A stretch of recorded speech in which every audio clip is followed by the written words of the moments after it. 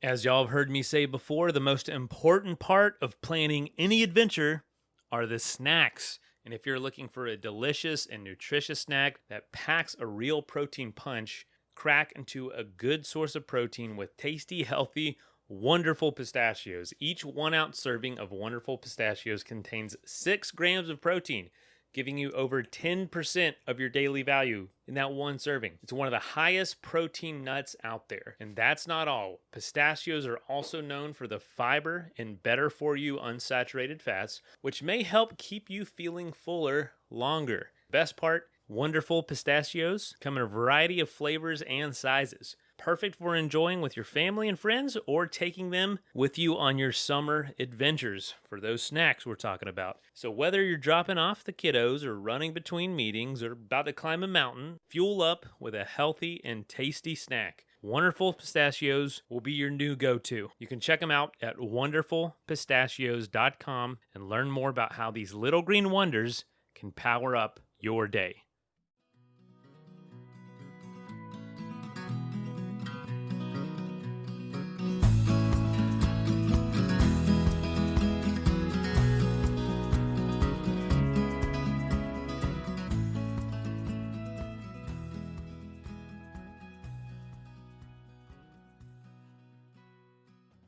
Hey folks, welcome to the Adventure Sports Podcast. I'm your host Mason, but today is a Throwback Thursday episode with Lint Bunting. I had a hard time naming this episode because there's just so much going on. Lint, as you can tell from the title, 30,000 miles of hiking, really backpacking, and how he did that was through 3 sets of doing the Triple Crown. So the Triple Crown is a huge through hiking accomplishment, which is the Appalachian Trail, the Continental Divide Trail, and the Pacific Crest Trail. If you do all 3 of those, it's called a Triple Crown. Well, at the time, at the time of this recording back in 2017, Lint was only the 3rd person ever to do that 3 times. So doing each trail 3 different times for a total of 30,000 miles of through hiking. It is just absolutely astonishing. So we're going to hear this conversation. I actually have never listened to this episode all the way through, but this is back.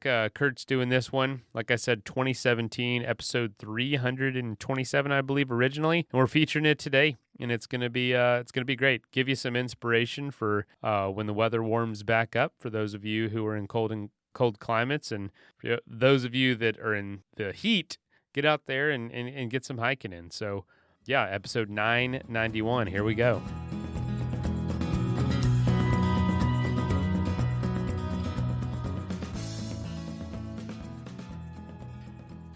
Hi, friends. Thanks again so much for listening to the Adventure Sports Podcast. You know, it's just amazing every time I do a show to think about all of you that are out there, hopefully benefiting from what our wonderful guests bring to us, you know, week after week, episode after episode of people sharing what they've learned in their lives about adventure and about perspective and all those things. It's just an honor for me to be able to be a part of that dynamic. And I've got a great one for you today. Today I have Clint Bunting, better known as Lint Bunting by, the hiking community. Lint is one of the best known through hikers of our time, is a good way to say it. He was the 3rd person to complete the Triple Crown, which means that he hiked the Appalachian Trail, the Pacific Crest Trail, and the Continental Divide Trail end to end, and he was the 3rd person to do that. But in addition to that, he's continued this long-distance hiking lifestyle, and he's continued on to do the Ice Age Trail, the Colorado Trail, the Arizona Trail, the Florida Trail, and many others. He's up to about 30,000 miles of hiking. But he also has a lot to tell us about what he calls van life, which is learning how to live out of your equipped vehicle for it. And I'm excited to talk about that. Travis has a van set up that way as well, so that's going to be a fun conversation. And I think we're just going to have a lot of fun with this. So, Lint, welcome to the program. What's happening, Kurt? Man, thanks for taking the time to talk to us. I know that it is sometimes difficult to connect all the dots to make this happen, but thank you for going out of your way so that we can hear from you on the Adventure Sports Podcast. Hey, I'm a bit of a Luddite, and technology definitely isn't my forte. But with the help of some friends and their Wi-Fi and their microphone and headphones, I am able to speak to you today instead of being in my van and just talking to you over the phone. And real quick, I just want to correct you on the intro. I'm actually the third person to do the triple crown.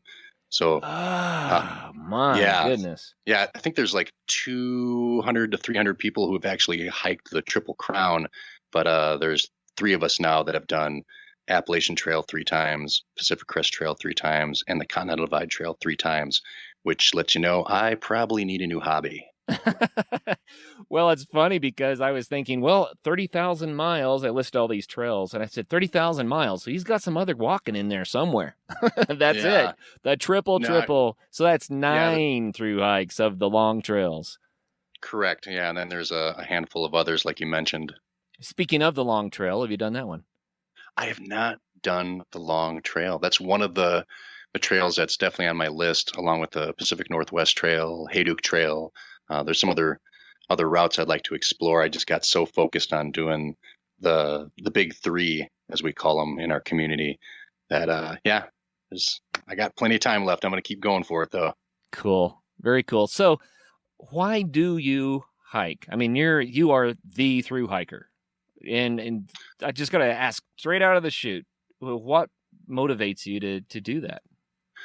Well, and I don't really consider myself like the through hiker. I'm a through hiker who has embraced this lifestyle and kind of made it part of my identity. But there's people in my community who I look up to, who I think are way more experienced and have accomplished greater things than I have. I've just been fortunate enough to have a lot of time to walk. Made this a priority in my life, and I've built the rest of my life around going out and doing these hikes. But it's really not that anything special. It's literally the thing you learn to do when you're 2 years old. Like I'm really good at walking. Well, you Um, know what, Lint, I have to say, an awful lot of people would love to have figured out the lifestyle that allowed them to have the experiences that you've had. And so I know that you're saying I can walk. That's what I do. But I have to say to you, you've also figured out an adventure-focused lifestyle, and that's not easy. So maybe the question that I should have asked is, how did you get into this adventure-focused lifestyle? well, we'd have to go back to probably 2003. I didn't really know what I was doing with my life. I was drinking a lot, experimenting with other drugs, and just kind of being a punk rock scumbag kid. And when I quit using drugs, I was exploring some other options that were out there. And I heard about this Ice Age Trail. And I wrote to the Ice Age Trail Foundation to request a map set for the 50 miles through the Kettle Moraine. And so, in addition to the 50-mile map, they also sent me a large fold out overview map. So it showed all of Wisconsin with the whole route on there. And I'll never forget sitting in my living room looking at this map and going, I could hike that whole trail. Like I could just connect the dots. It wasn't all established trail tread. There was some road walking, but I could just go out for who knows how long it was going to take me. And I could walk the whole length of this trail. And I didn't know people did that. I didn't know that was a term. I didn't know that was through hiking. I just thought I was going to be setting off and doing this really unique thing. So that was the start of it all.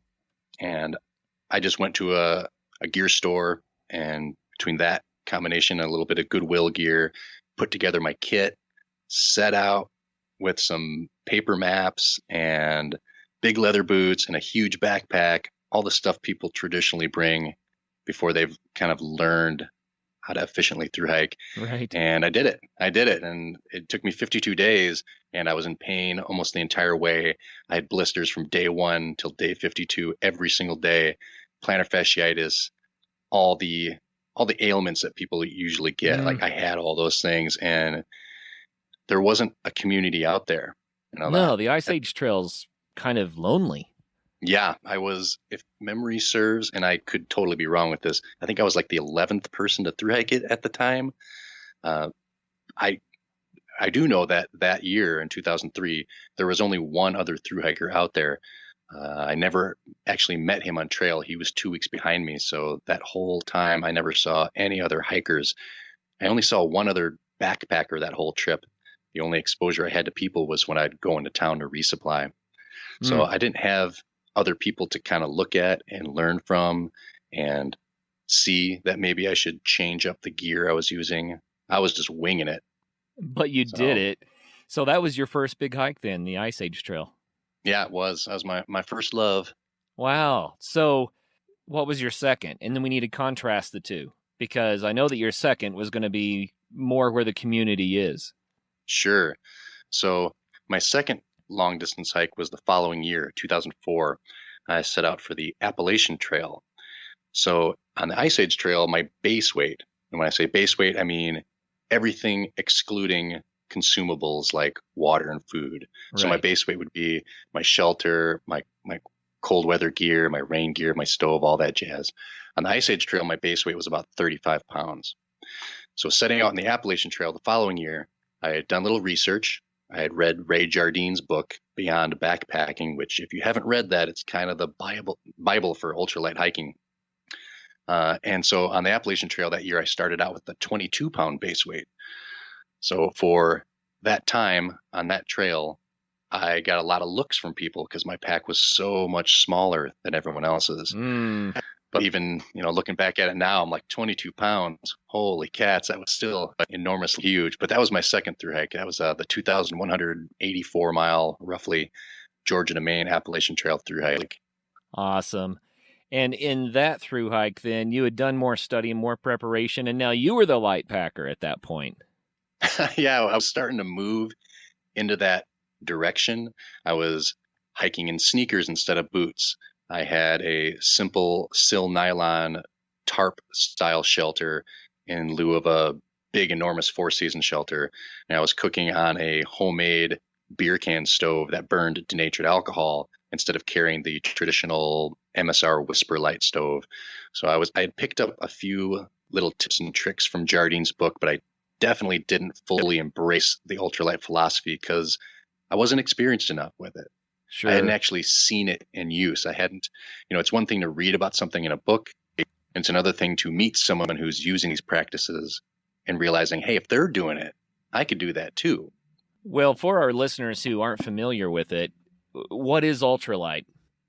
So the general term ultralight backpacking, and people would probably argue the specifics of the weight, but I generally use that to describe, under 10 pounds for a total base weight would be like an ultralight backpacker. Okay, I've got to ask about that. So I have seen people that go on an overnighter or a day hike in under 10 pounds, but I don't know many people that do a through hike with under 10 pounds. So you're saying that you're able to hike 3,000 miles with a pack that light?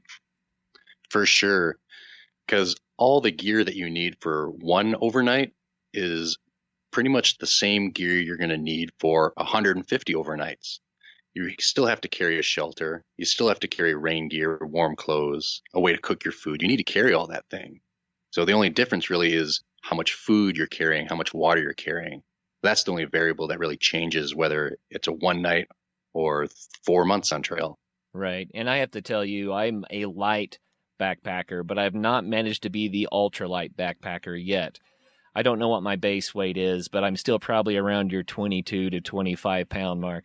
Well, I am definitely not here to judge. I come from, I started out at that 35-pound base weight, went to the 22-pound base weight.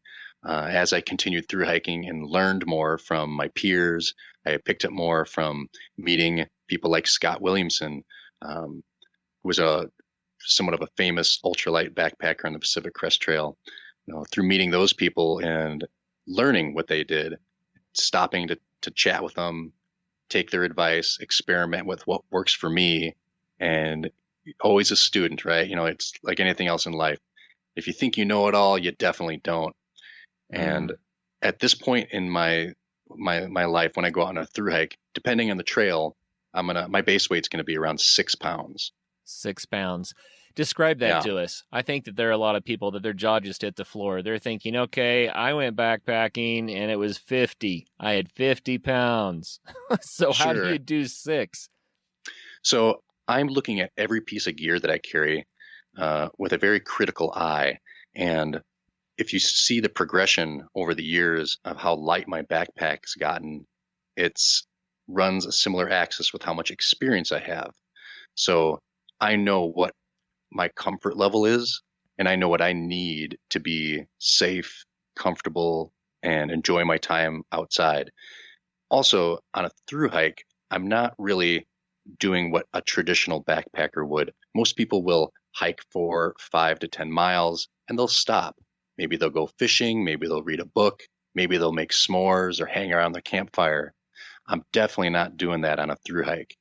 So I'm trying to get from, for example, Mexico to Canada on the Pacific Crest Trail. That's 2,650 miles. There's a weather window between when you can start and when you can finish that trail. And it's not a huge window. So I'm trying to go start and finish before winter comes and closes off the Northern Cascades on the PCT. So it's not a leisurely hang out through the woods, bringing your sketchbook and dilly-dallying. It's a very goal-orientated, focused style of hiking where I'm trying to cover maximum miles every day to get and beat the snow before it comes down to Canada. Mm. Well, and it is true, to do the through hikes in the window that you have to hoof it. And, another thing here, 30,000 miles of hiking, you do realize that that's more than all the way around the planet. I do. You could have hiked all the way around the earth. That's wild, man. Yeah. The water crossings would have been probably the most challenging part, though. Let me know when there's a bridge up. You have to put on your Jesus sandals. Right, and get some water wings and just kind of through float. Well, that's awesome. So describe this 6-pound kit for us. What's in there that you think is essential for you? And I'm going to say this in advance. It may be that other people need more than this because of their skill level, right? But what's 100%. Essential for you? Yeah, 100%. Like I love talking about this stuff because it's what works for me. And I also like to throw out that caveat, like this may not be for everybody. Like it comes with experience. I know what my body is comfortable with. I know what I need personally to be happy. There's definitely no right way to do any of this. Like if you look at 10 different experienced ultralight thru hikers backpacks, they're all going to look slightly different. You're going to see some commonalities between the two, but no one has the answer. And even me, I've done nearly 30,000 miles at this point, and I'm still experimenting with gear, trying new stuff out. As I change, I'm getting older. My comfort levels are slightly changing. It's always in flux. But that being said, so my lightweight base weight for, I keep bringing up the Pacific Crest Trail since I'm in Oregon right now. So I'm going to bring a Cuban fiber tarp, or maybe a tarp with some netting in it. I'm going to bring a closed cell foam sleeping pad that's cut down to the length of my torso. So it's just covering from where my shoulders down to my hips, nothing else. Instead of a sleeping bag, I'm bringing a sleeping quilt, which is essentially a sleeping bag without a bottom. Because if you think about the way insulation works in a sleeping bag, the insulation only works if it's lofted. So as soon as you crawl onto that bag, your body weight compresses the down or synthetic insulation and renders it completely useless. So you're carrying all that insulation all day, crawling in your sleeping bag, compressing it, and it's not keeping you warm. Wasted weight. It's a wasted weight. And if you don't need that weight, it doesn't make any sense to carry it. So I go through all my gear list, and I'm not carrying a change of clothes. I'm carrying the quilt instead of a sleeping bag, a tarp instead of a heavy tent. I've actually stopped even cooking. I used to carry a small titanium pot and a little alcohol stove. And since then, I've just realized, hey, if I just carry a plastic peanut butter jar, all the foods I traditionally eat as a backpacker, I can rehydrate those just with water and thyme. So okay. I'm cold soaking. I'm letting thyme and the sun, do the cooking for me. It's essentially just kind of rehydrating it, making it palatable. So yeah, I don't even carry the pot, the stove, or the fuel. I'm just carrying this plastic peanut butter jar, putting my food inside, letting it soak, and then eating it straight out of the jar. Wow. So let me go over the list so far. Cuban fiber tarp, a torso length closed cell pad, a sleeping quilt instead of a sleeping bag, no extra clothes, no mess kit, no stove, no fuel. So I can see how you've gotten things incredibly light. What else is in there? So I'll carry a puffy jacket. I've been experimenting with a synthetic version of the puffy from Enlightened Equipment right now that I'm liking a lot more than my down jacket, since if it gets wet, it still Yeah. retains heat. I'll also carry a rain jacket, so some kind of a shell that will protect me from precipitation. And in conjunction with that, I like to bring an umbrella, So which, there's something you don't see on the trail very often. yeah, you do more so in my community for the thru hikers. A lot of those people do carry umbrellas. Because if you think about it, not only is that going to keep precipitation off your face and keep your torso dry, when you're traversing some of these more arid desert sections, you're bringing your shade with you. So Right. instead of, just relying on a wide brimmed hat and having the sun rays beat down upon you, you deploy your fancy Mary Poppins umbrella, and there you go. You have shade. And one of the things with raining, you really don't see a lot of people who just have a rain jacket stopping to take breaks versus someone with an umbrella. It's actually quite pleasant to be out in the rain. It's not beating down on your cheeks and your nose. And yeah, it's kind of nice. Okay, so the umbrella, I've seen some people that have an umbrella that mounts on their hat somehow. Are you holding the umbrella in your hand, or how's this work? Yeah. Yeah, I prefer to hold it in my hand. That way, as the trail twists and turns, I could change the angle of the umbrella to protect me from the sun's rays or the raindrops, whichever's coming down at the moment. So I can also douse the umbrella and close it if a strong gust of wind pops up.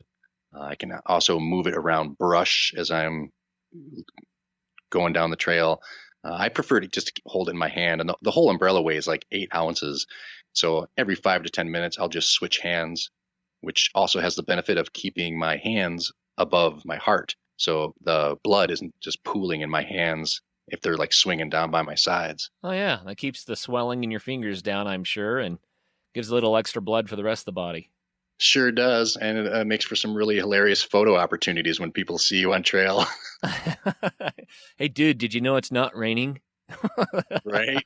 Yeah, I've heard that from people as they're tucked under the limited shade of a cactus in the 105-degree heat.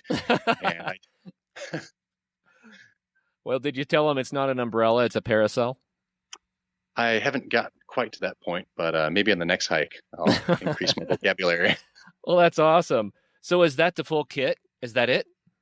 I will, depending on the trail, I will also bring maybe some long underwear, so like leggings. I'll also bring a ground cloth. So I'll put the ground cloth underneath my sleeping pad, and then the quilt and my body rest on top of that. And that's pretty much just to keep any moisture from coming up into the ground. And trying to go through my gear list in my head right now. Of course, I bring all the compass, the maps. I bring a very small, minimal first aid kit.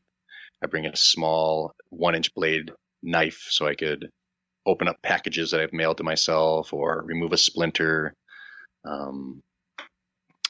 Yeah, I don't bring water treatment. That's something that shocks people a lot.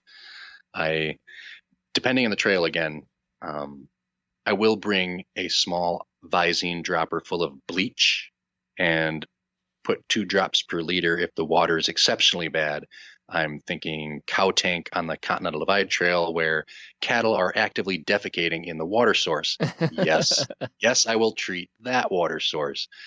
But you have a spring or a stream or a small creek where I can look at the topo map and see that there's no farming residential areas above me.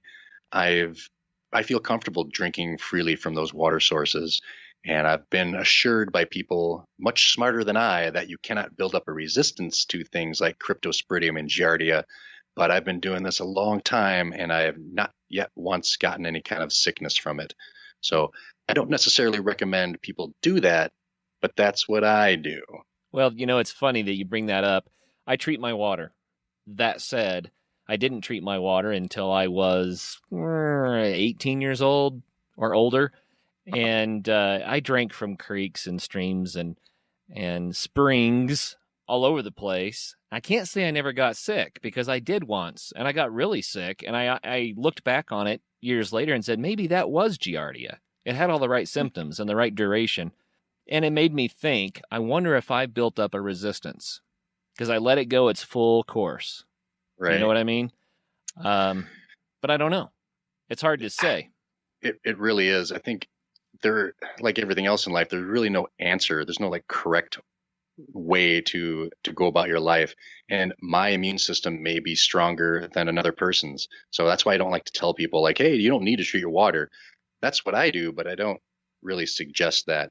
Like I've been doing this for a while. I may be a carrier of Giardia. Maybe I'm just not showing any signs or symptoms of these sicknesses, but I hold the virus inside me. I don't know.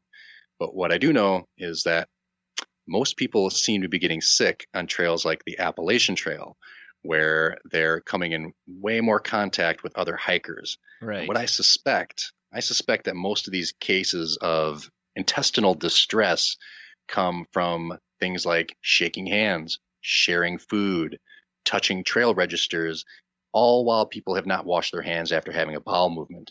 Right. In fact, if you look at normal society, like who in our society is actually getting Giardia that isn't hikers? It's people who work with kids. So kids, as a father of 4, you probably know this, they like to scratch their butts and then put their hands right on the pancakes. Right. So you're looking at people who are working with kids, and they have a higher statistic probability of getting things like Giardia, and it's from just fecal contamination. So on trail, I never shake anyone's hand. I will do a fist bump, and I definitely never share food with anybody. So yeah, that's just my 2 cents on that. I'm again not telling people not to treat their water, but I think the usual suspects are not the proverbial beaver fever. I don't really think it's animals that are getting people sick. I think it's other people. Yeah, leave the beaver out of this. Yeah, they never did anything to you. Let's take a quick message break and hear from the folks that help make this show possible. This episode is brought to us by Oris Watches. You know, a piece of equipment on any adventure that I'm honestly surprised by how much I use is my watch. And I'm wearing a watch right now. I always have a watch on. And I believe that you should check out Oris Watches. Oris is a 119-year-old family-owned independent watch brand based out of Hallstein, Switzerland. The brand has been certified climate and carbon neutral since 2021, and every year releases a sustainability report. Oris only makes mechanical watches like the new Pro Pilot X Caliber 400 and the new Pro Pilot Altimeter featuring a 3D printed carbon case. If you're a fan of mechanical watches like I am, there's nothing in the game that's better than Oris, and you can discover the full Oris collection at a retailer near you or at oris.ch. So if you want that one piece of equipment in your life to be functional, to be useful, to be beautiful, artistic, check out Oris Watches. Oris, go your own way. As y'all know, podcasting is not what I do full time. My day job, we use Shopify. And we're one of the fastest growing companies in the country, and we trust Shopify with what we do. It is so easy to use. It is so easy to set up because Shopify is the global commerce platform that helps you sell at every stage of your business, whether you're a startup or a mature company. From the launch your online shop stage to the first real life store stage, all the way to did we just hit 1 million orders stage, Shopify is there to help you grow. And I have experienced Shopify at all those stages. They even have in-person POS systems when you're ready for brick and mortar. Shopify helps you turn browsers into buyers with the internet's best converting checkout, up to 36% better compared to other leading commerce platforms. And what I like about it, it's a one-time solution. You don't have to use it now and then switch to something once you get bigger. They will grow with you, and they have folks to help you all along the way of that growth. Sign up for a $1 per month trial period at shopify.com/ASP, all lowercase. Go to shopify.com/ASP now to grow your business no matter what stage you're in. Shopify.com/ASP. The best travel gear isn't born in a factory. It's inspired by journeys taken by real people exploring the world. That's why I love Rourke. Their team pulls designs and inspiration straight from the places they travel and have adventures. And for over 10 years, they've been exploring the globe to seek adventures on the road less traveled. Everything from surfing waves on remote island chains to exploring the streets of Jakarta, the Scottish Highlands, and almost everything in between. Rourke has developed options for you. I'm actually wearing the Rourke Bless Up breathable stretch shirt right now, and I was wearing a Rourke shirt yesterday. I'm traveling right now, and you could probably hear the echo in the room, but I was at this event. This guy was speaking, and he looked down at me and pointed at me right in the middle of his talk and said, "Nice shirt." And I was like, "Thank you very much." It was a Rourke shirt, and I've got my Accomplice Mule 45-liter bag. I love it because it can hold all my podcast gear, take it on the plane, but also holds extra stuff. I can put some clothes in there too, and if I didn't have my podcast gear, it could probably hold everything I needed for this trip. And it's water resistant. I love that. So Rourke offers durable, comfortable styles inspired by the places they've been. And they've got their latest collection, the Hokkaido, featuring Japanese prints and patterns and Japanese manufactured Kaihara premium denim. So if you're traveling, Rourke has the gear options. And for a limited time, if you're a listener of the show, you can get 15% off your first order. Go to Rourke.com. Use the code ASP15 at checkout. That's ROARK.com and use the code ASP15 for 15% off your first order. That is plenty of that for now. Let's get back into the episode.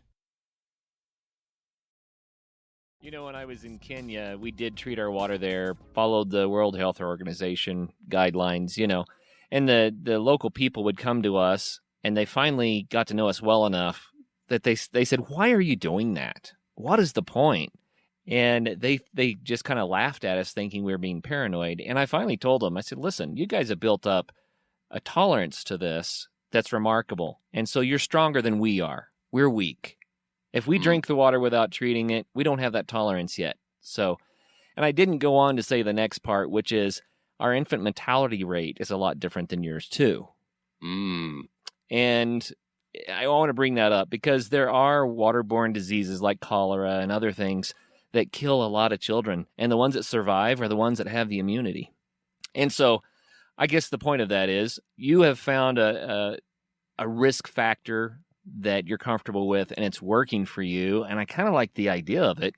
I mean, you can treat your liter of water with a couple of drops of bleach. That goes a long way. Yeah, I mean, it's a calculated risk on my part. I definitely didn't start out not treating my water. I treated everything religiously, and it was only over experimenting. I distinctly remember on one of my Appalachian Trail thru hikes, it would be the second one in 2010, I decided towards the very end of that trail, I'm going to try to get Giardia. Because I knew I was going to finish the trail in less than 2 weeks, and Giardia usually takes more than 2 weeks to actually show signs or symptoms. So I figured if I get sick, I'll be home, no big deal. So that last stretch in Maine, I drank from every single water source I passed, no matter how stagnant, skunky, dark, cloudy, I didn't care. I took at least one sip from everything. And straight up, that was to try to give myself Giardia. And I suffered no consequences. Wow. Yeah, that's amazing. Yeah, so I don't know. That being said, if I went over to Africa or something where, there were stronger diseases potentially in the water, I would treat my water over there. I'm doing this here in alpine areas of North America or on the East Coast in the Appalachian Trail where you have springs that are coming out. They're filtered by the biggest filter of all, Mother Earth. Right. Yeah. No, I get it. I want to say for the listeners, a few episodes back, we talked a little bit about the life straw. And that's another option because all it is a straw. You just drink through it from the creek. But that thing only weighs, I don't know, it might be 2 ounces. Maybe it's less than that. But it does filter out the Giardia. So if you want the in-between, there you have it. I mean, that's pretty darn light. I mean, you're also talking to a guy who routinely cuts the handle off of his toothbrush in an effort to shave grams. Right. So 2 ounces may not seem very much, but when you start applying that to all your gear, the old saying is ounces add up to pounds and pounds add up to pain. Yeah. So for my very niche specific ultralight, long distance through hiking style. I go a little bit to the absurd with lightweight. Well, you know what? Clint, Lint. I can't decide which one to call you. So, I answer to both. you know what? Lint is very light. That kind of matches here. So, Lint, we've never done a deep dive into ultralight backpacking as well as we just did for you or with you. Thank you for that. That's awesome. Yeah, of course. Yeah, I have a full gear list up on my website if people want to look and see exactly what I'm carrying. I'm sure there's a few things I neglected to mention, but yeah. Well, the differences between what you're packing and what I pack. Let me look at this. The half size pad, yes. I do have a full sleeping bag, but I've been questioning that. Minimal clothes change. I have none. Yeah, you have none. I do use a tarp instead of a tent. We match there. Oh, I nice. don't carry a ground cloth. Okay. I just rely on my pad for that. And on some trips, I do still carry a stove, which would be the 180 stove that we manufacture. It burns twigs, so I don't have to carry any fuel. Nice. And so that's very light. I think really the only thing here that I could do would be to get rid of my change of clothes and maybe start cold soaking my food. I wanted to ask you about that before we move on to another topic here. What types of food do you cold soak, and how does that work for you? Well, most of the foods that you're going to want to bring with you into the backcountry can be soaked, with the exception of pasta. So I did have to give up boxed macaroni and cheese, which was one of my favorite things to eat. But everything else, so couscous, tabbouleh, instant soup packets, instant refried beans, instant potatoes, all the Mountain House and their style freeze-dried meals all can cold soak. I will also pick up, there's a Bear Creek brand chili. Most grocery stores sell it in a blue plastic pouch, or it's green pouch. You can soak most of those things within 2 hours. Sometimes it takes 3. But yeah, with the exception of the pasta, that's the only thing I've really had to give up. Even instant coffee, I don't partake when I'm on trail, but I know plenty of ultralight stoveless hikers who will just bring the instant via packets and mix it up with cold water and down the hatch. Oh, there you go. Well, that's cool. You know, I think that the biggest obstacle to enjoying backpacking is the weight of the pack. I really do. Doing long distances has its own challenges, but getting the pack weight down, I think, opens it up for so many people. But, you know, here's what happens.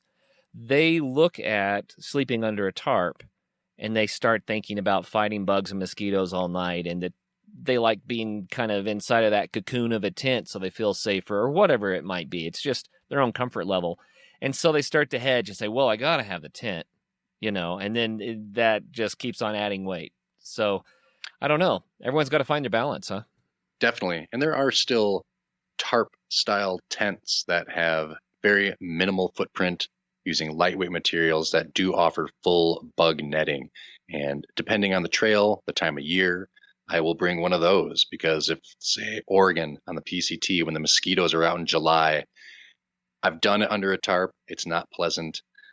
Switching over to something like a tarp tent or a Z-Pax Hexamid or something along those lines will offer a little bit more bug protection, because that's kind of a deal breaker for a lot of people. Oh, yeah. Yeah, no doubt.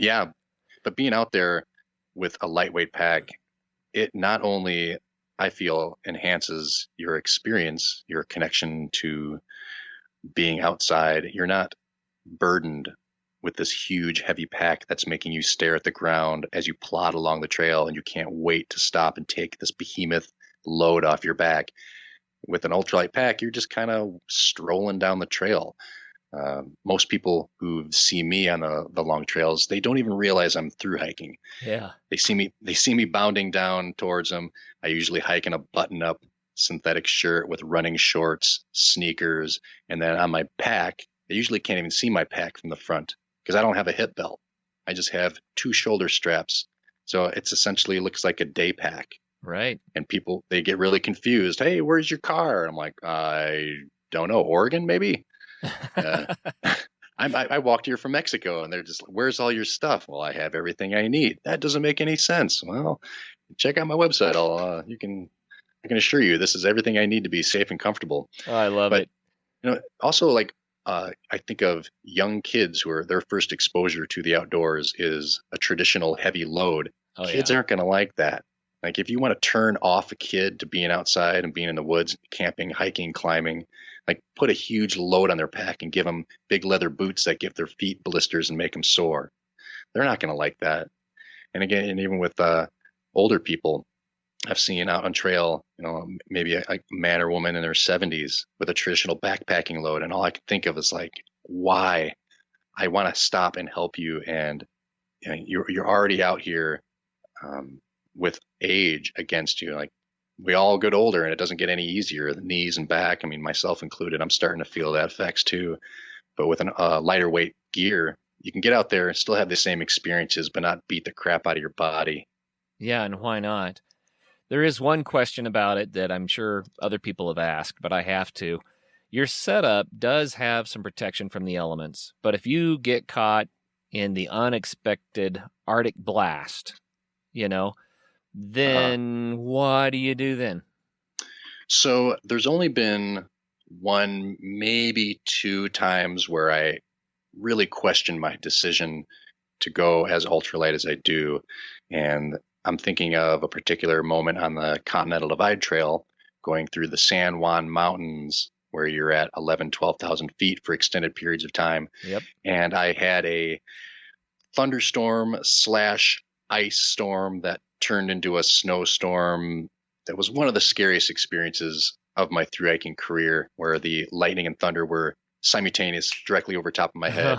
Right. The weather, there's no vegetation to hide behind. I was just getting beat up. I was starting to drop in temperature. And that's when the grit has to come out. Mm. I think a lot of people neglect to include the grit when they talk about going as ultralight as I do. Now, if you have like a 10-pound or 8-pound base weight, you're carrying a lot of extra stuff. 2 pounds is a lot of extra weight. You can carry a lot of extra warm layers, rain protection in that 2 pounds. Once you're doing what I'm doing down to that 6 pounds, you got to start relying on a little bit of that grit, that toughness, that mental and physical fortitude that's going to allow you to push through these uncomfortable experiences, whether you call it the pain cave, as we call it in the ultra running community. And go to that instance I just talked about, what I did is I bundled up with all my clothes. I put my head down and I crushed miles. I didn't stop. I kept the heat from motion. That's Right. what was protecting me was just the heat that I was generating as I was hiking. And I just hiked nice and fast, nice and calm. I knew from reading my maps ahead of time, because I always plan ahead and prepare. I knew that I was eventually going to come down off of this ridge where I expected there to be more trees, a little bit of protection where I could set up my shelter. And so I had a few hours of being extremely uncomfortable. And that's not fun. That's the type 2 fun, where even looking back on it, you're like, why did I do that? That sucked. If I just would have had a few extra layers, it would have been a lot more comfortable. So yeah, that's what I did. And I know, again, through experience, what I can get away with. Right. So I wouldn't recommend someone who's going from a traditional 30-pound base weight just all of a sudden tomorrow go out with a 6-pound base weight, because they might not have that grit. I don't know. They won't even know until they actually experience it themselves. Sure. But it's going out and testing your limits, pushing yourself, and seeing what you're capable of. That's the only way you're going to be able to know what that baseline is. And Lint, not everybody has the same tolerance for cold. I have a friend who I've seen get hypothermic 2 times when I was fine. But it for some reason, his body had just you couldn't tell by looking either. You can't say, what's your body type? You're lean, or you have more padding, or whatever it is. It's not like that. But for some reason, he would get hypothermic. And I've gone through some issues. I mean, what you're describing, hiking on the Continental Divide Trail, that's where I hike all the time. I live in Colorado. That's my world. And so I've had to do that. I've had to realize listen, I am not prepared for the weather right now, so I can't stop. Yeah. I've got to keep moving and keep my energy level up because that's how I'm going to get through this. But then I know other people who they chill out and they lose their ability to reason. And that's the scary part. When your body temperature drops a couple of degrees and you can't think straight anymore, that's when people make really bad mistakes. So, you've proven to yourself that you can press on through. And I think I can because I've done that as well. But I've seen people who don't. And I don't know what the difference is. It's not toughness. It's probably genetics. Yeah. Yeah. I mean, I don't know if this is stuff you can learn, or, I mean, I just love that term grit. Yeah, that's good. Like when you got to dig deep, like when I started exploring in like ultra marathons, for example, when you're doing 100-mile ultra marathon, the only thing that gets you from mile 90 to mile 100 is pure grit. Right. I don't care how much training you've done, how much stamina, how much endurance you have, mile 90 to mile 100, and you better be tough as nails because that's going to be the hardest thing you've ever done. Well, it does sound extremely hard. I've done the 12 to 14 to 16-hour hikes, but I have never tried to run even a marathon. So when you talk about those sorts of distances, I just am wowed. I think most people are. How does anyone run 100 miles? But people do it. Yeah. People do it, and it is grit. It's being in great shape and knowing how to do it and then having the grit to stick it out. For sure.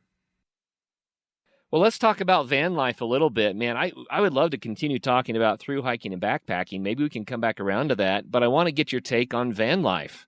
So what are you doing man. when you say van life? What do you mean? So about a year and a half ago, I had a bit of a paradigm shift. I was looking at potentially purchasing some property. I was going to build a little house, and I was working with a realtor, and they were showing me things that were in my budget that were not very pleasant. And I started looking down the barrel of that mortgage. And I went, wait a minute. What am I doing here? I want a house. I want the safety and security. What if I did this van life thing? And I'd heard about it. This isn't something I made up. People have been doing this for a long, long time. So a little bit of internet exploring and research, I landed myself a 2015 Ford Transit high top. So most people confuse it with a Sprinter van. That's the more popular van. But they're tall enough that you can stand up in. The stand-up height in my current van is about 6'4". And I started converting it with the help of a much more skilled friend. So currently my van has a solar panel up top. It's fully insulated. It's sheathed the walls and the ceiling with wood. It has a heater, a stove, a refrigerator, freezer, and a sink. So I have everything I need in this tiny 86 square foot space, but it's mobile. It's basically like an RV. And the benefits of that were, well, financially, definitely. I spent a fraction of the cost, like what I would have spent with a house. And now I can be completely mobile.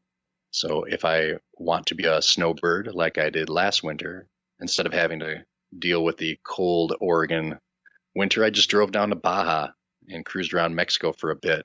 And when that got boring, I went over to Florida, where my partner and I hiked the Florida Trail, and she drove my van and met me at road crossings along the way, which was pretty styling, let me tell you. Yeah, that's nice. I'd never done a thru hike before where I had home-cooked meals, changes of clothes, and my computer at the end of the day where I could watch cartoons. That's awesome. So that's another major lifestyle. Most people that do these things say, well, I can only do this for this period of time. I have to get back to work, got to pay the mortgage. I got to, take care of all of these obligations I signed myself up for. By trimming that stuff out, it follows your ultralight mentality here. By trimming that stuff out, it freed you up to be where you want to be, when you want to be, and only as long as you want to be. Most definitely. And when I talk about van life, I think the image that most people have would be the Chris Farley sketch from that Saturday Night Live show where he's living in a van down by the river. They equate van life with, oh, you poor thing, what did you do to deserve like that? They think of, poverty and despair. What I'm doing is most definitely not anything with poverty and despair in the title. Like my van is actually really nice. I have a lot of money tied up into this thing. Um, yeah, the van conversions, like what I'm talking about, are more like in the $100,000 range. Mm. So yeah, I'm living in a van, but it also has walnut cabinets with stainless steel hardware. The refrigerator that I have is made for sailboats and RVs, so it's a $1,300 refrigerator. I have a cork flooring and these expensive solar panels to be off the grid and get my electricity from the sun's rays. So I invested a lot of money to build this thing, thinking long term. I knew if I lived in this for 5 to 7 years versus paying rent, after the end of those 5 to 7 years, I'd still have a van versus if I was paying rent, I wouldn't have anything. Right. So Yeah. for me, with my lifestyle, I don't have any debt. I owe nothing to anybody. I don't have any kids. I live very simply within my means. Like I'm a cheapskate. I prioritize going out and having these hikes, these adventures. Like that's what I want to spend my money on. So I make sacrifices when I'm not on trail. So when I get on trail, I can live like a king. Yeah. Although living like a king means eating instant potatoes and jumping in a river for a bath. That's great. That's great. With the van, it was, the way the system is set up right now, you really can't change the game. Like housing is always going to be expensive. Land is one of those few things that they're not making any more of.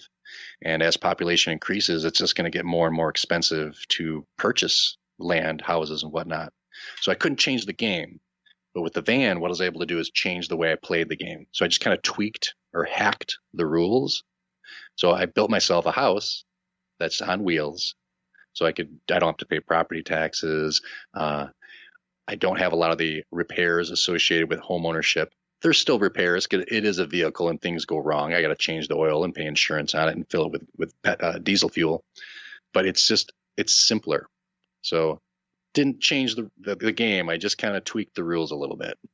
I think that you're doing it from the right angle. I have a friend who decided to try to do that to save money, but he ended up buying a trailer that he could leave parked in an RV park, and he made it through I think 1, maybe 2 winters in that, and he was paying a lot of money for a place to park it.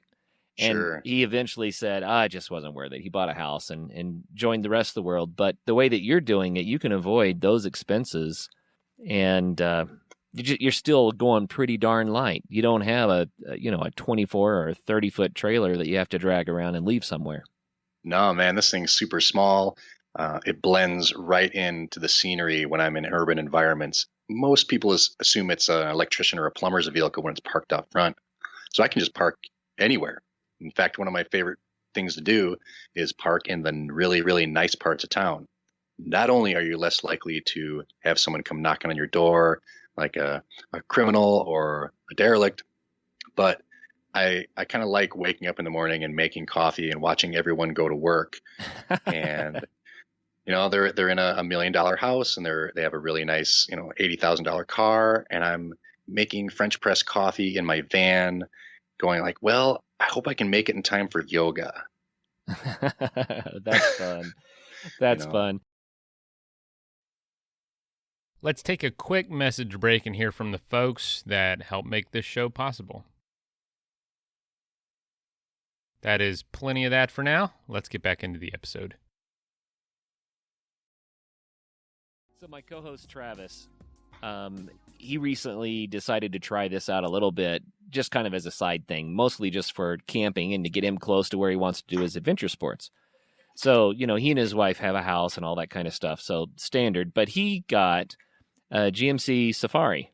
Nice. All-wheel drive. All-wheel drive. And what was interesting Yeah, about it is most people think of that as, well, that's the minivan or maybe the work van minivan. But what he did is he put a lift kit under it, so he got about 3 more inches of clearance. And then he kind of detailed it so it looks a little bit more rugged. He put a big rack on top, and inside he has a queen-size bed. He has his battery packs that are recharged from his engine, and he's working on the photovoltaics. He has his sink, he has his poo spot, and he even got a swivel chair so he could turn one of the front seats around backwards and have a recliner to sit in his house. So he set it up, and man, he can go to any trail he wants to, and that becomes his home for all of his, his adventures going out, whether that's hiking, biking, motorcycling, you name it. And I'm kind of jealous of that. But what he has is pretty cut rate, but still it works. It's a concept, proof of concept sort of a thing. But what you're talking about, every time your rig goes by, I watch him salivate. He's like, oh, that's next. That's next. And so anyway, you're starting a business building these for people, right? Yeah. So what happened is after I completed the transit, I went on this big road trip and explored a lot.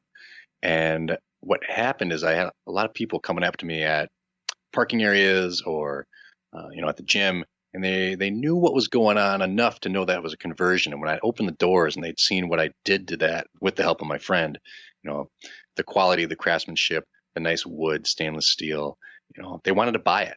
Right. And even though I had some really, really tempting offers, like 6-figure offers, of course I couldn't sell it because I lived in that. Yeah, it's my home. So it's my home. If I sell this, I'll be homeless. So when I came back through Portland, I stopped and visited a really old friend of mine who is a genius designer, fabricator, just kind of an all-around savant type person. And we discussed the possibilities of maybe buying a van together as a partnership, doing a conversion, and then selling it. So we actually just put an ad on Craigslist yesterday. We did a full conversion on a ProMaster. It's even nicer than the one I'm in right now. So that is fun. Yeah, I mean, there's a lot of demand for these things. You have retirees who don't want to be in a 40-foot travel trailer. You have digital nomads. So these are people who maybe work for Google or in some other version of the tech industry who are making 6-figure salaries, but they don't need to be at work. They just need a Wi-Fi. Right. So if all you need is a computer and Wi-Fi, you can pretty much go anywhere you want to as long as you have access to the internet. So there's a whole revolution of people who are seeing the benefits of this more transient lifestyle. Maybe they're into surfing or maybe they're into skiing and snowboarding and they want to chase the respective waves, whether it's the ocean or the mountain snow. And you don't have to be stuck in one place. You can literally drive wherever you want to. Or you can also do the snowbird thing. For sure. Yeah. Well, I love it. The market's really crazy right now. There's a few companies here in Portland that have been doing it for a while, and they're all booked out 18 months in advance. So even if you bring them a vehicle, you have to wait a year and a half to get that vehicle back. So what we're doing is just a little bit differently than what they're doing is we're just buying the vehicle outright ourselves, doing the conversion, and then throwing it on Craigslist. So instead of waiting a year and a half, just call Lint. He'll take care of you.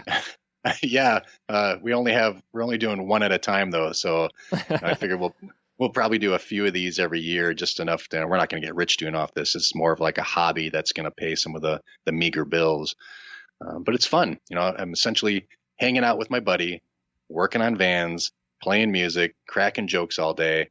And after a few months, we have this van that we've converted that's a rolling piece of art. It's beautiful, functional, and there's a huge demand for it. And this is an age of Amazon Prime where people want stuff now. Yeah. So they don't want to wait. They don't want to wait 18 months to get their van. They want to buy something right now. They want to get out and start adventuring and exploring. So that's the market that I'm pretty sure we're going to be tapping into here. Yep. We're going to run out of time way too soon. We could talk for another 3 hours. It would be no problem. But I wanted to bring up something that you brought up before we recorded. You're talking about hanging out with your buddy, working on vans, listening to music, telling jokes, and what I didn't hear there was getting drunk. Most definitely not. I am a sober as a judge these days. Well, tell us about that. What has sobriety done for you? So I was a very functional alcoholic for much of my life. It never interfered with my work or my relationships, but it was definitely interfering with my mental health. I was able to keep everything together, but I was drinking like a 12-pack of beer to blackout drunk nearly every single day. So I kind of had an epiphany.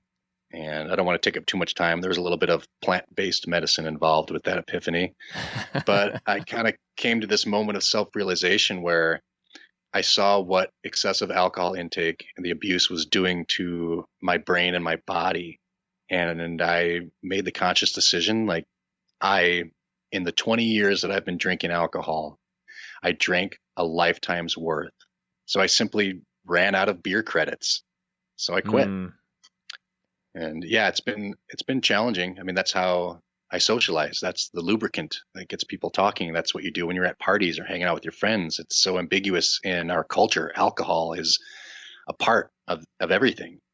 And stepping back from that, it's a relearning how to live pretty much when you don't have that drug. It's definitely a drug. Alcohol is 100% a drug, and some people can maintain a relationship with it and some people can't. And I definitely fell into that category of people who can't. So now that you have been sober for an extended period of time, how is your life better? How's it different?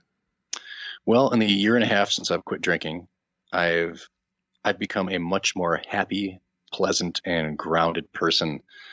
I didn't realize how much alcohol abuse was impacting my mental health. Like, it made me very angry because I was constantly feeling sick. The hangover was constant. Every day I was hungover, and I didn't realize that was just the norm. When you drink as much as I was drinking, that just becomes part of how you feel. And much like how you don't notice your eyesight going bad over the years until you actually put on a pair of glasses, when I took off those beer goggles, I realized just how much damage I was doing to myself.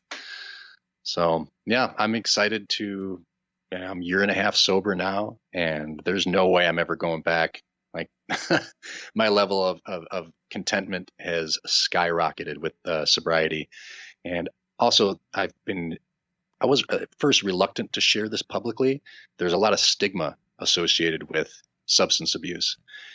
And I wasn't sure if I wanted to make that public, but I talked in person with some people who were also struggling with their own addictions and decided it was essentially my responsibility to come out in my community anyway and be that lightning rod, let people know, like, hey, this can happen to anybody. Like, even someone like me who Thru Hikes every year, who seems to have it all together, who's living this dream lifestyle. Like, hey man, I got bit by it too. And you're not alone when you're out there. Like, if you have a substance abuse issue, like, keeping that to yourself and trying to battle your demons all alone, like, it's going to be hard to get away from those demons without the assistance of a community, or at least learning from the lessons of other people. So, well, dude, thank you so much for sharing that. I know that for people that do have that challenge, they need that encouragement, and they need to know that they're not alone. And what you have done as an example, man, it's good. It's great. That makes a difference in the world, just because you're able to say, I was this and I did this and I am this, and you can be that too if you so desire. Yeah. And, you're in Colorado. I kind of want to give a little shout out to my buddies over at the Phoenix, used to be known as Phoenix Multisport. It's a sober, active community. They have the flagship chapter was in Denver. They've since branched out to Boston, San Diego. They just opened a space in Boise. And these are nonprofit gyms where the only requirement is 48 hours of sobriety. And you can go there and attend classes for free, where they're going to teach you Olympic lifting. They're going to teach you rock climbing. There's courses in running. You're getting a community of other people who are going through these difficulties and using athleticism to form a community and break those bad habits. Right on, man. It's been over a year ago, but we interviewed them, had them on the show, and talked all about it. Yep, we did. I haven't heard that one. I'm gonna have to go dive into the depths of the internet and pull that one up. Yeah, well, what we have found is that for whatever reason, iTunes doesn't leave all of our shows available. They eventually do time out. So if you want to get to the older shows, go to theadventuresportspodcast.com. And at the top, this is the shortcut for finding anything you want. There's a link that says episode categories. And we actually index our episodes. It's not easy. It actually takes more time than we have, but we feel like it's worth it. we index our episodes by sport.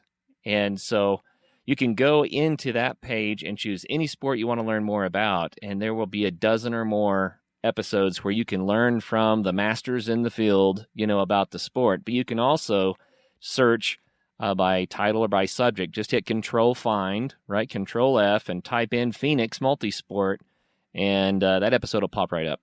So, Word up.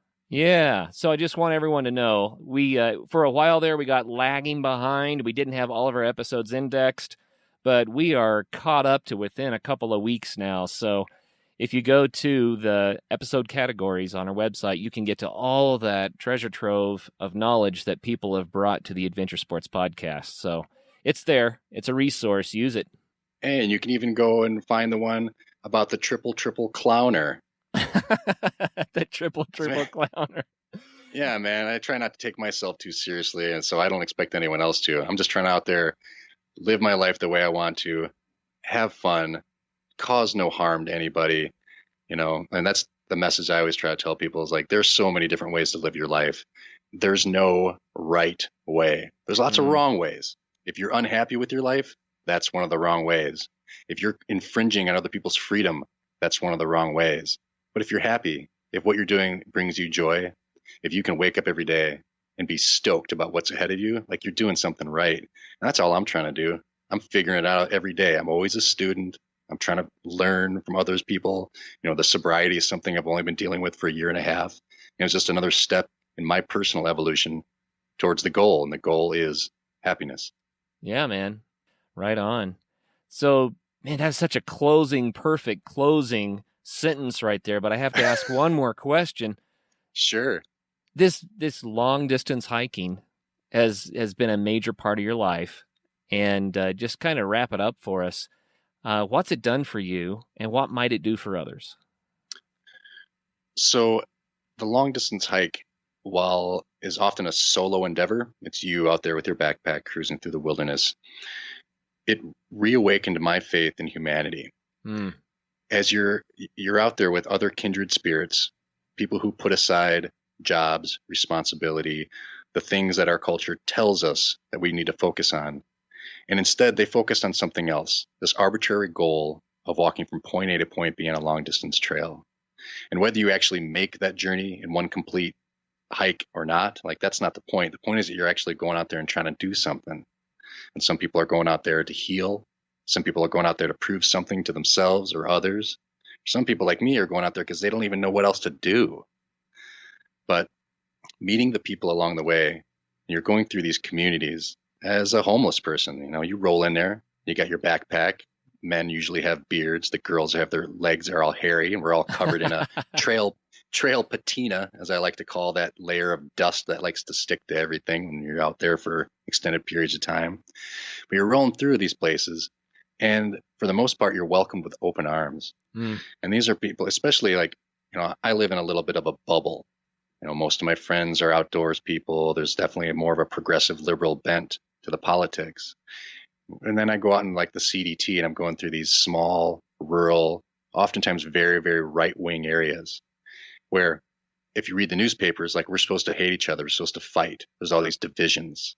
And you go out there and you talk with people and you realize we're all the same. Right. And you find commonalities and make connections with people that, some of my best friends in the world now are people that if you look at us on paper, you'd think we hate each other's guts. But we've been able to find a friendship through shared experiences and a love for the freedom that long distance hiking can offer. Wow. Very cool, man. Well, I'd like to say it this way. We're human first. We have ideas second. Hell yeah. So, if you find the humanity first, the ideas can kind of take care of themselves. I like the sound of that. Yeah. Well, man, Lint, this has been a lot of fun for me. I love what you're doing here. Especially the depth you dived into the ultralight stuff. You got me rethinking some things. I think there are ways that I can go even lighter. So thank you for the time to share with us and to share what your lifestyle is all about. I think it's super cool. Yeah, well, I appreciate the chance to come on, and I keep a pretty pretty active Instagram page if people like social media. So yeah, you can check me out there. I got a website, which I don't update hardly at all, but I'm working on that. And then I just started a YouTube channel. And again, all these things, if you just search for Lint, I should pop up. So Clint, Lint Bunting. And what is your website? My website's pretty easy to remember because it's my name and what I do, linthikes.com. linthikes.com. So if you want more information, or if you want to be the first person to buy this Overlander house on wheels, then you're going to have to act fast, get a hold of Lint, and he'll set you up. Yeah, any listeners to this podcast get a 1% discount. Fantastic. Well, Travis is going to be knocking on your door then. Well, thanks for your time, man. We really appreciate it. Hey, Kurt, thanks for having me on, man. You bet.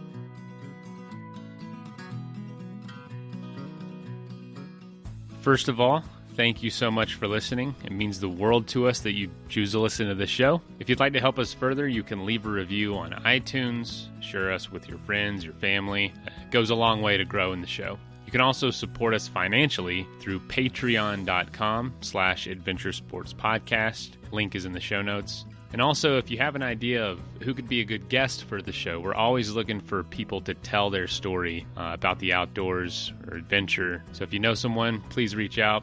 Email us at info@adventuresportspodcast.com. And until then, get out there and have some fun.